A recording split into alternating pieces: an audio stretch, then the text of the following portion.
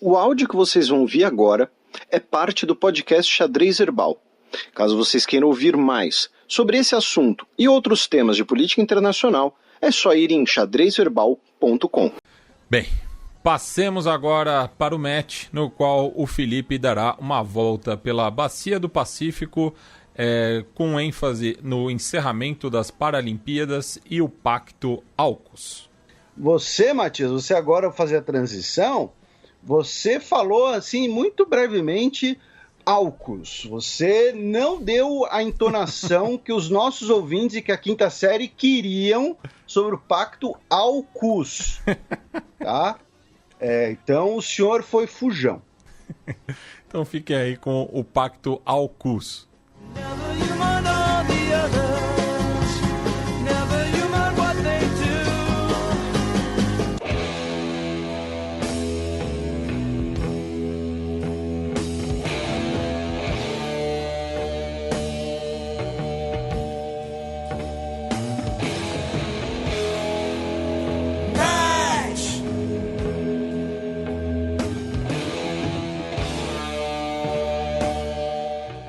Bem, pessoal, começar nosso giro pelo Pacífico, né, com a conclusão das Paralimpíadas, né, cuja cerimônia de encerramento foi no domingo, dia 5.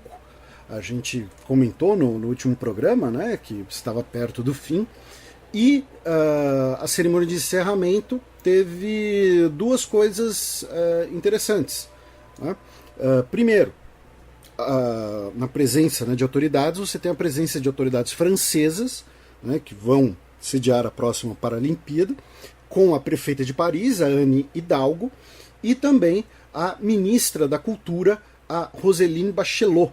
Estava presente o príncipe da coroa Fumihito, né, o herdeiro do imperador Naruhito, o primeiro-ministro Suga Yoshihide, que ainda é, né, o primeiro-ministro interinamente, e o hino nacional francês foi performado pela Betty Mutumalaya em Libras, né, em linguagem de sinais.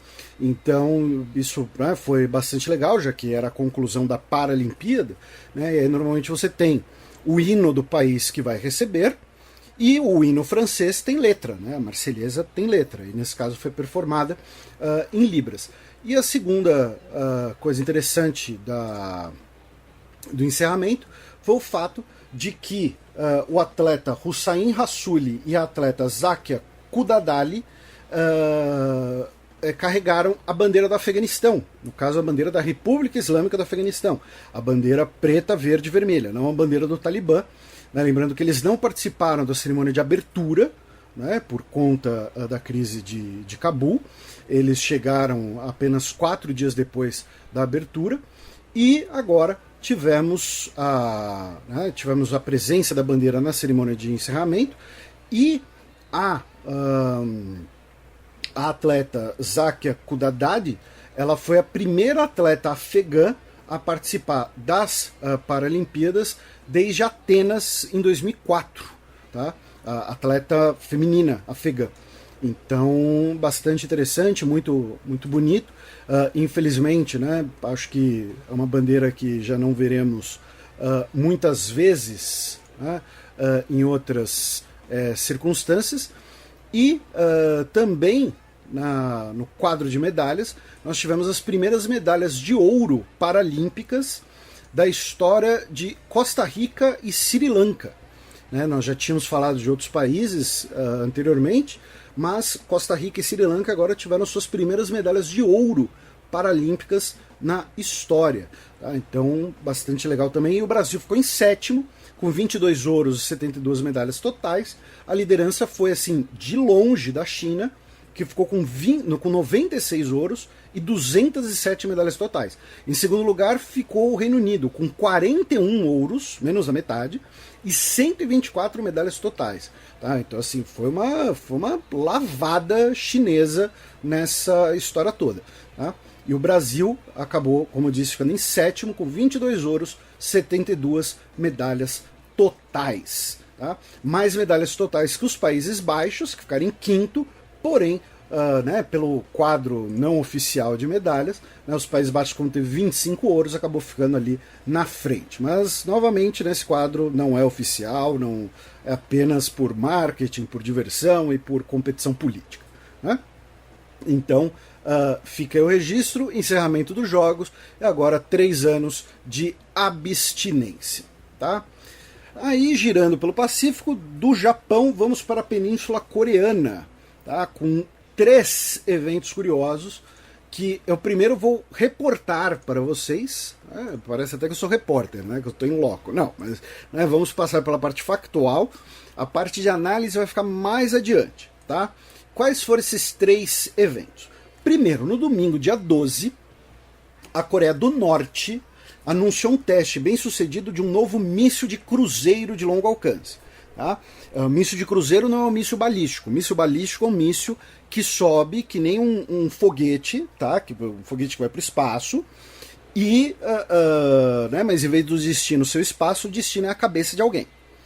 O míssil de cruzeiro é um míssil que é lançado, pode ser de um submarino, de um avião, de um navio, de um lançador terrestre, e ele voa que nem um avião. Tá? Ele voa dentro da atmosfera que nem um avião.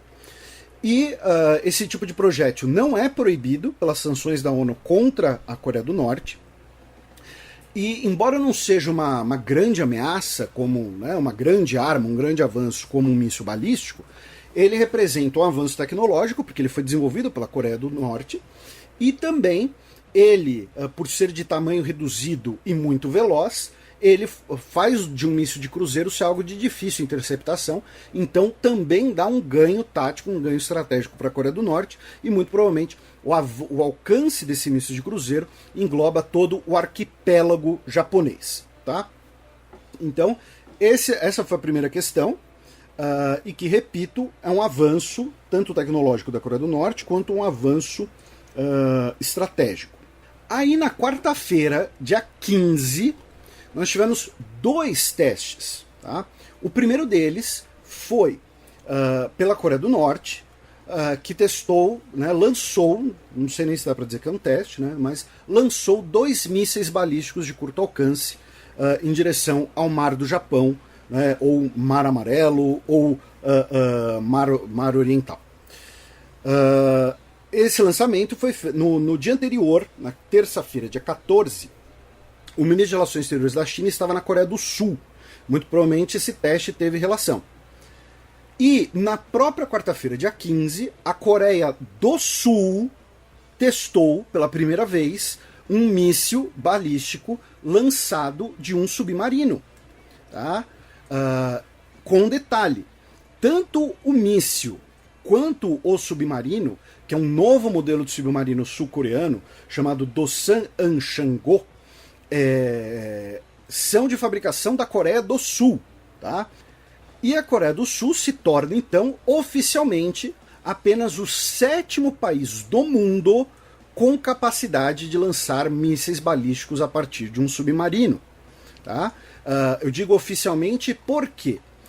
Porque a Coreia do Norte, né, tem essa capacidade, embora nunca tenha realizado um lançamento a partir de um submarino.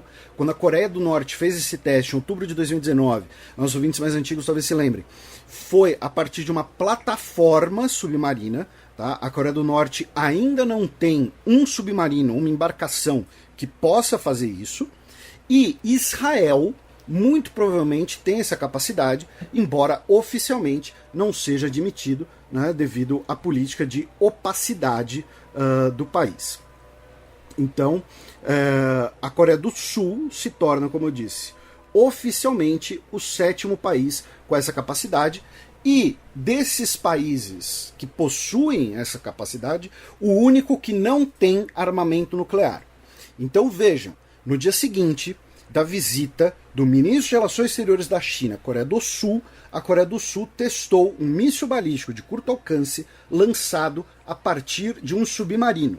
Tanto o míssil quanto a embarcação de desenvolvimentos sul-coreanos, internos. Tá? Então, como eu disse, essa é a parte factual. A parte de análise eu vou deixar um pouco mais para depois. Tá bom? em protesto a irmã do Kim Jong-un, né, que é a Kim Yong-jong, que é responsável pela política externa norte-coreana, disse que o teste realizado pela Coreia do Sul arrisca de destruir os laços entre as repúblicas coreanas, e o teste sul-coreano teve a presença do presidente Moon Jae-in, tá, durante o teste, dizendo que aquele evento colaborava para diminuir a distância de armamento estratégico entre as duas repúblicas coreanas. Né? Em outras palavras, ele falando, a Coreia do Norte tem míssil balístico intercontinental, tem ogiva nuclear, a gente precisava testar aqui alguma coisa, a gente precisava também fazer alguma coisa para mostrar que a gente também está no jogo. Tá? Então, como eu falei, essa é a primeira parte mais factual. Aí vamos rapidamente para a China, tá? Com 3 notícias diretamente em relação à China. A primeira é que o país começou a vender parte de suas reservas de petróleo a preços mais baixos do que o de mercado, com a intenção supostamente de abaixar, de diminuir o preço do barril de petróleo, que está aí mais ou menos na casa, né, dos $70 por barril. Tá? Ainda está sendo interpretado o motivo dessa ação chinesa de basicamente jogar petróleo no mercado para baixar o preço. Também outra notícia envolvendo a China: o embaixador da China no Reino Unido, o Zheng Zheguang, foi proibido de ir até o parlamento britânico. Tá? Por quê? Porque, por conta da questão, né, da nova Lei de Segurança Nacional e Hong Kong, o governo britânico impôs sanções, né, a líderes políticos e policiais chineses ligados à nova Lei de Segurança e Hong Kong. O governo chinês, por sua vez, retaliou, né, colocando sanções contra parlamentares britânicos. E aí, o embaixador Zheng Zheguang, ele iria participar ali de uma recepção, né, no parlamento na quarta-feira, agora quarta-feira, dia 15.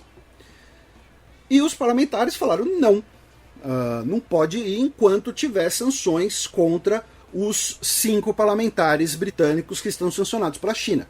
A embaixada chinesa disse que foi uma decisão desprezível e covarde que prejudica as relações entre os dois países. Tá? São 5 parlamentares, os 5 do Partido Conservador Britânico, né, do partido do governo, claro. O Sir Ian Duncan Smith, o Tom Duganhat, Nusrat Ghani, Neil O'Brien e Tim Lawton. Tá? Os 5 sob sanções.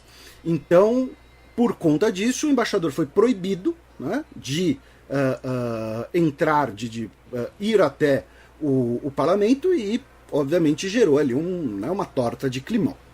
E a terceira notícia em relação diretamente à China é que 4 ativistas de Hong Kong, da Aliança em Apoio ao Movimento Patriótico Democrático, foram detidos pela polícia por terem organizado a vigília da Praça da Paz Celestial em Hong Kong.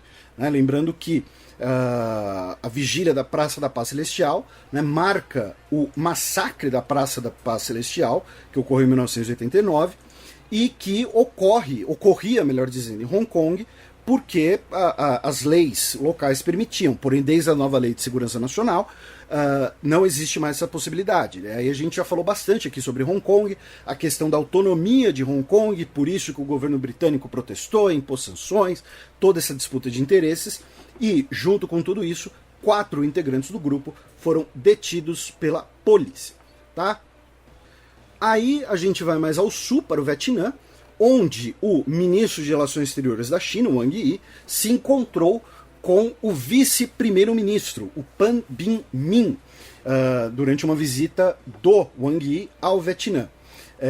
E o Wang Yi disse que o Vietnã deveria evitar acelerar ou endurecer disputas territoriais entre os dois países, e que os dois países devem ser vigilantes para impedir a intervenção de forças extraterritoriais no Mar do Sul da China. Em outras palavras, né, lembrando, o Mar do Sul da China, a gente já fez vários programas com essa temática, programas mais antigos, até lá de 2016, 2017. Para quem quiser ouvir alguns, inclusive, acho que são até atemporais, né, sobre a Coreia, a Península Coreana também. E o Mar do Sul da China é o grande foco de disputas territoriais envolvendo a China, né? A China diz basicamente que todo aquele pedação de mar é seu e, consequentemente, é sua zona econômica exclusiva. Tem aumentado as ilhas artificiais, tem expandido sua presença militar na região e, com isso, ela tem disputas de reivindicação de fronteira marítima com, basicamente, todos os países da região, Vietnã, Filipinas, Brunei, Malásia, a própria questão de Taiwan, né? E também existe pressão da comunidade internacional, leia-se Estados Unidos, Reino Unido e Austrália, dizendo que, olha, mesmo as zonas em que não tem reivindicação, outras reivindicações, elas deveriam ser águas internacionais. A China não pode reivindicar essas águas aqui não. Tá? Por isso que várias vezes nós temos operações militares na região, a gente sempre cita por aqui, e se tiver uma terceira guerra mundial, vai começar por conta do Mar do Sul da China, vai começar ali, tá? Vai começar com alguma desinteligência, alguma coisa por ali, tá? Então o que a China fez, né, o que o representante, o que o diplomata chinês fez, foi ao mesmo tempo falar, olha, Vietnã, nós temos aqui a disputa da fronteira marítima, e a gente tem que resolver que nem amiguinho. E também devemos colaborar, tá? Então assim, a gente tem um problema entre nós dois, e a gente tem que resolver sem usar a força. E, além de ter um problema, nós dois temos que cooperar para impedir que forças extraterritoriais intervenham no Mar do Sul da China. O que são forças extraterritoriais? Estados Unidos, tá? Em primeiro lugar. Em segundo lugar, Estados Unidos. Em terceiro lugar, Estados Unidos. Em quarto lugar, Reino Unido. Em quinto lugar, Austrália. Em sexto lugar, mais Estados Unidos. Tá? Então, basicamente isso. E vocês vão ver, tá? Daqui a pouco vocês vão ver onde eu quero chegar. Na Malásia, foi oficializado o acordo histórico para a formação do novo governo, que a gente comentou no programa passado, entre, né, o partido, né, que basicamente sempre governou a Malásia, né, e a oposição, para formar um governo de união nacional e encerrar a crise política no país. Na Indonésia, tivemos infelizmente um incêndio na prisão de Tangerang, em uma ala que estava lotada, além da sua capacidade, que deixou pelo menos 46 pessoas mortas, tá? E outras 75 pessoas feridas. Aparentemente todos os mortos eram presos, tá? Eram prisioneiros, porém, dentre os feridos também tem carcereiros, funcionários da prisão, imagino que, sei lá, pessoas que trabalhavam, por exemplo, no refeitório, né? E visitantes também, tá? Então, infelizmente, tivemos aí esse incêndio e 2 dos detentos que morreram eram estrangeiros. Um era português, outro era sul-africano. Ambos estavam presos por suposto envolvimento com tráfico de drogas. Aí, voltamos àquela fatídica quarta-feira, dia 15 de setembro, em que nós tivemos os 2 testes de mísseis na Península Coreana, com o lançamento para o delírio da quinta série, do Pacto AUKUS, né? Austrália, Reino Unido, Estados Unidos, no acrônimo em inglês, né? Australia, United Kingdom, United States. Então, AUKUS, AUKUS. Tá? E vocês, né, fiquem à vontade para fazer aí todos os seus trocadilhos. Se você estiver ouvindo esse programa perto das suas crianças, peço desculpa, porque elas provavelmente vão fazer perguntas constrangedoras, né? Mãe, por que o tio falou que AUKUS é engraçado? Então, né, se vira quem mandou ser pai e ser mãe. O AUKUS foi anunciado como um pacto de segurança coletiva, tá, uma aliança militar, entre esses 3 países, com cooperação em segurança, inteligência, inteligência artificial, cibersegurança. Lembrando que esses 3 países também fazem parte da iniciativa 5 Olhos, né, que é a cooperação das 5 agências de inteligência de países anglófonos, né, entre Austrália, Reino Unido, Estados Unidos, Canadá e Nova Zelândia. Tá? Eu sei que 5 olhos parece muito nome de algo que é teoria da conspiração, que é muito doido, tal, mas não, existe mesmo, tá, gente? Com esse nome, tá? Pode ficar tranquilos, eu não estou inventando nada, eu não uso chapéu de papel alumínio, tá? E dentre esse anúncio, que foi feito por uma videoconferência entre o Biden, o Boris Johnson e o Scott Morrison, o premier australiano, tivemos o anúncio de que o Reino Unido e os Estados Unidos vão cooperar para o desenvolvimento de um submarino nuclear para a Marinha Australiana. Tá? A Austrália não vai produzir o combustível desse submarino, ou seja, ela não vai enriquecer urânio. Tá? O combustível será fornecido pelos Estados Unidos, outra parte do maquinário vai ser fornecido pelo Reino Unido, e a Austrália, então, vai adquirir até 8 navios, né, 8 submarinos. Ah, mas Felipe, você falou navio. Um submarino é um tipo de navio, tá, gente? É uma embarcação. Vai fornecer, vai adquirir até 8 desses navios movidos a reatores nucleares. Não serão submarinos com mísseis com ogivas nucleares, tá? Não necessariamente. Eles vão poder levar mísseis de cruzeiro, muito provavelmente, mas serão movidos a reator nuclear. Qual que é a diferença? Resumindo, se você jogar lá submarino no Xadrez Herbal, vocês vão ver vários programas que a gente abordou esse assunto. É um assunto que sempre me interessou desde quando eu trabalhava no Museu da Marinha, talvez até um pouco antes. Eu estudei já um pouco desse assunto. Tento não ser muito sensacionalista, né? Porque sistemas militares muitas vezes caem num sensacionalismo quando tá na internet, no YouTube e tal. Mas o submarino nuclear, ele basicamente permite maior autonomia ao navio, permite um maior deslocamento, tá? Enfim, é um submarino mais capaz, tá? Vamos colocar dessa maneira para não ficar também entrando em muitos, né? Então é um submarino mais capaz, ele tem maior alcance, ele tem maior autonomia, ele consegue muitas vezes levar mais armamento, seja mísseis de cruzeiro, seja torpedos, muitas vezes é mais silencioso, se bem que depende, os diesel elétricos mais recentes são ainda mais silenciosos, aí tem os submarinos japoneses de bateria de lítio, que a gente já vai falar deles, enfim, fato é, a Austrália vai adquirir 8 submarinos nucleares. Mais do que isso, a partir do momento em que a Austrália vai capacitar a sua principal base naval, né, que é a base naval de Stirling, para a operação desse tipo de navio, desse tipo de submarino, isso significa muito provavelmente que os submarinos nucleares da Marinha dos Estados Unidos, da Marinha Britânica, também vão conseguir operar a partir da Austrália. E aí eu pergunto para vocês, qual é o alvo disso? A partir do momento... qual o interesse, né, de fortalecer a Marinha Australiana e fortalecer as instalações navais para submarinos da Austrália? Visando a China, obviamente. Né? Isso não é teoria da conspiração, novamente, nem nada. É visando a China.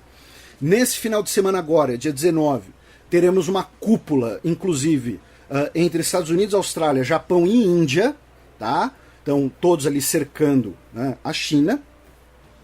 E esse anúncio gerou muita repercussão de vários lados. Primeiro, a França. Por que a França ficou pé da vida? Porque é a França que ia fornecer os novos submarinos da Marinha Australiana. Seriam submarinos convencionais, diesel elétrico, num contrato de 12 submarinos, num valor de até 60 bilhões de dólares. Tá? Era um dos principais contratos armamentistas do mundo. Tá? Contratos de navios submarinos são sempre muito poupudos. Né? Tanto que os 2 maiores orçamentos militares da história do Brasil são navais. Né? O Plano Naval de 1906, que adquire os encouraçados de Minas Gerais e São Paulo, e o ProSub de 2008, do segundo governo Lula, que estabelece o plano para os novos submarinos, inclusive para o submarino nuclear brasileiro Álvaro Alberto. Tá? Então, quando você tem esse anúncio de que a Austrália vai adquirir submarinos dos Estados Unidos e do Reino Unido, isso pegou a França de surpresa, tá? O ministro de Relações Exteriores da França disse que foi uma apunhalada pelas costas, tá? Dizendo que Joe Biden está agindo como Trump, se comportando de maneira unilateral, brutal e imprevisível, tá? Porque assim, né, de fato, a França e Estados Unidos teoricamente são aliados. Então você passa um aliado para trás sem avisar, né, sem nem ter a cortesia, né, de avisar, e a França vai perder muita grana. A França vai perder aí um contrato poupudo. Segundo, a China obviamente protestou. A China disse que esse novo pacto, o AUKUS, ele é irresponsável e de visão limitada.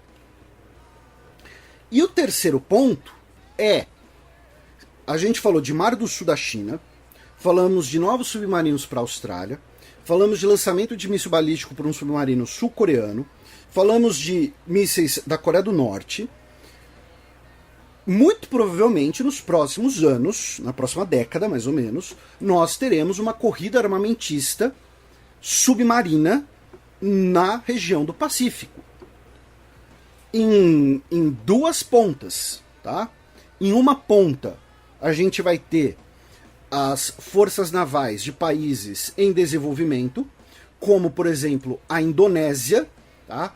Que, via o seu presidente Joko Widodo, disse que o novo acordo é preocupante, pois sinaliza interesses de projeção de poder na região e que a Indonésia continua comprometida com a não proliferação nuclear. Repito, submarino nuclear não necessariamente carrega armamento nuclear, mas o fato dele ser movido a um reator nuclear torna ele ambíguo nesse discurso, né? Então, você vai ter países como a Indonésia, como o Vietnã, que certamente vão querer adquirir submarinos melhores nos próximos anos. As Filipinas não possuem força submarina, e são todos países envolvidos nessa disputa do Mar do Sul da China, que eu mencionei, e o submarino, né? Teve um comandante de um submarino da Marinha do Brasil, que uma vez ele falou assim numa palestra, o submarino ele é o guerrilheiro do mar. Então ele permite que um país com menos recursos, um país menor, consiga ter uma força razoável no mar sem grandes custos, né? Porque o submarino é difícil de detectar, o submarino não permite grande projeção de poder como um porta-aviões, né? Mas enfim, ele acaba sendo uma arma de um valor estratégico muito grande, e as águas chinesas são águas rasas, tá? Os navios chineses eles precisam percorrer algumas milhas até chegarem a águas profundas. Então você consegue, entre aspas, esganar, você consegue fazer um gargalo, tá, em torno das águas chinesas. Então esses países que sabem que não vão conseguir ganhar, né, numa guerra contra as Forças Armadas Chinesas, mas tendo uma força capaz de submarinos, eles podem sim dar uma canseira, dar um trabalho. E na outra ponta estará quem? O Japão. E olha só que interessante, gente. Como vocês devem se lembrar, né, nós teremos agora, no dia 29 de setembro, as eleições para o Partido Liberal Democrata Japonês para escolher o sucessor ou sucessora do Yoshihide Suga. E no final do ano nós teremos a eleição geral, a eleição para o parlamento japonês. A Constituição japonesa ela é pacifista e ela é completamente desnuclearizada. O Japão não tem armas nucleares, nem submarinos nucleares, nem nada. O Japão tem submarinos muito modernos que usam baterias de lítio, tá? São pioneiros nisso. Porém, certamente vai fazer parte do debate eleitoral japonês falarem, olha só, Coreia do Sul está com submarino novo, está lançando míssil, a Austrália, submarinos nucleares, a China está se armando, então o Japão também precisa se armar. Consequentemente, precisamos reformar a Constituição para permitir um rearmamento japonês, que era a bandeira do Abe Shinzo, que faz parte do Nippon Kaigi, que é o grupo nacionalista militarista japonês, que também faz parte a Takaichi Sanae, que é uma das principais candidatas para as eleições. Então essa corrida armamentista que está ocorrendo, vai começar a ocorrer no Pacífico, especialmente naval, especialmente submarina, vai afetar certamente o debate político das eleições japonesas, tá? De rearmamento japonês, com essas notícias recentes, tanto da Coreia quanto da Austrália. E esses outros países da região também vão começar a querer se armar e adquirir submarinos. Aí você vai ter uma França rancorosa querendo oferecer seus submarinos para todo mundo ali que estiver disposto a comprar. Você tem a Rússia, que é uma potência submarina, com alguns dos das principais inovações tecnológicas submarinas dos últimos 70 anos. Tá? A Índia também produz os seus próprios submarinos, começou usando navios de origem russa e de origem britânica, mas também fabrica seus próprios submarinos. O Brasil também fabrica submarinos, porém de desenhos estrangeiros, né? O Tupi é de desenho alemão e os atuais são de desenho francês, a classe Scorpene. Mas pode ter certeza que na próxima década a gente vai ver notícias desse tipo, tá? De países da região querendo adquirir submarinos e o Japão voltando a discutir o seu rearmamento. E assim, esse bloco já está agora com meia hora de falatório meu, então vou até reduzir aqui o roteiro sobre Estados Unidos, só falar o basicão aqui bem rápido. Tinha até outras notícias para comentar, mas já falei bastante. Mas vamos lá, o Biden e o Xi Jinping conversaram por telefone na quinta-feira passada, dia 9, né, falaram da necessidade de cooperação, de dificuldades nas relações bilaterais e que o mundo inteiro vai se beneficiar se as duas potências trabalharem juntas. Tá? Falaram da necessidade de cooperar sobre questões do clima também e pediram para a competição não virar conflito. Tá? Achei essa frase interessante do governo chinês. Na Califórnia, o governador Gavin Newsom não apenas resistiu à votação de recall, não apenas sobreviveu ao recall, como recebeu mais votos do que na eleição original dele. Tá? Ele foi eleito com mais ou menos 60% dos votos e no recall levou 63% dos votos. Tá? E estão discutindo muito se os republicanos deveriam, né, pagar a conta, né, da organização do voto de recall, que saiu a mais ou menos 240 milhões de dólares. De qualquer jeito, o fato é, Gavin Newsom sai fortalecido, sobreviveu ao voto, né, de recall e, né, não sei se ele vai ser um presidenciável democrata para daqui a alguns anos, mas ele acaba disputando como um eventual presidenciável democrata. Né? Ele tem apenas 53 anos de idade, possível, né, que vai disputar aí com a Kamala Harris daqui a 4 anos. E mais ao norte, no Canadá, teremos as eleições agora no dia 20. As pesquisas indicam um páreo muito apertado entre conservadores e liberais, né, liberais do partido do Justin Trudeau. Por que vai ter eleição no Canadá? Né, lembrando, o Canadá teve eleição em 2019, só que o Justin Trudeau governava com um governo de minoria. Tá? Ele não tem a maioria do parlamento, ele tem 157 assentos dos 338, a maioria são 170. Então, como ele governava? Com o fato de que o bloco do Quebec e o Partido Novo Democrático, que é o Partido Social Democrata, né, mais à esquerda, aceitavam não votar contra o governo, ou seja, não votar num voto de desconfiança. O Justin Trudeau olhou e falou, olha, para a gente sair da pandemia, para a gente se recuperar economicamente e tudo mais, eu quero fazer esses pacotão aí que nem o Biden está fazendo. Tá? Quero jogar dinheiro na economia, quero fazer renovação de energias renováveis, de fontes energéticas renováveis, quero uma economia mais limpa, mais verde, e para fazer isso eu preciso de maioria. Então vou pedir novas eleições. Tá bom, você vai pedir novas eleições durante a pandemia? Então, primeiro, parte da esquerda ficou pé da vida com ele e começou a migrar, né, ou pelo menos em intenção de voto, para o Partido Novo Democrático. E parte, né, da direita, dos conservadores, falaram, olha, o gerenciamento da pandemia está uma porcaria e seus planos para a economia também são uma porcaria porque o Canadá ele precisa, né, ele depende das suas reservas de gás natural, de petróleo, então não dá para querer ser que nem o Joe Biden aqui e você vai trazer muitos prejuízos para a nossa economia. Consequentemente, o Justin Trudeau que assim, faz sentido ele ter pedido a eleição antecipada? Faz. Pensando no que ele pretendia. Né? Ele precisava de uma maioria para os seus planos, dissolver o parlamento e pedir eleições. Só que as pesquisas indicam que eles vão ficar pau a pau. Muito provavelmente teremos então a necessidade de uma coalizão entre liberais e Partido Novo Democrático, de social-democrata, e nessa coalizão o Partido Liberal vai provavelmente acabar perdendo parte da sua influência, né, porque vai ter que fazer concessões, né, para os sociais-democratas. Então, no final das contas, ele vai ter um governo com mais gente no parlamento? Provavelmente. Do jeito que ele queria? Provavelmente não. Tá? As eleições serão em dia 20, e aos nossos ouvintes que moram no Canadá, especialmente que votam no Canadá, uma boa eleição, e mandem fotos lá no Twitter, marquem lá @xadrezherbal, diga como foi o clima de eleição, como foi tudo aí, tá? Enfim, relatem aí suas experiências, porque eu sei que nós temos muitos ouvintes no Canadá, que são sempre muito solícitos, muito legais com a gente, e um beijo aí para todos vocês, e agora eu vou calar a boca, porque é quase 40 minutos de eu falando sem parar.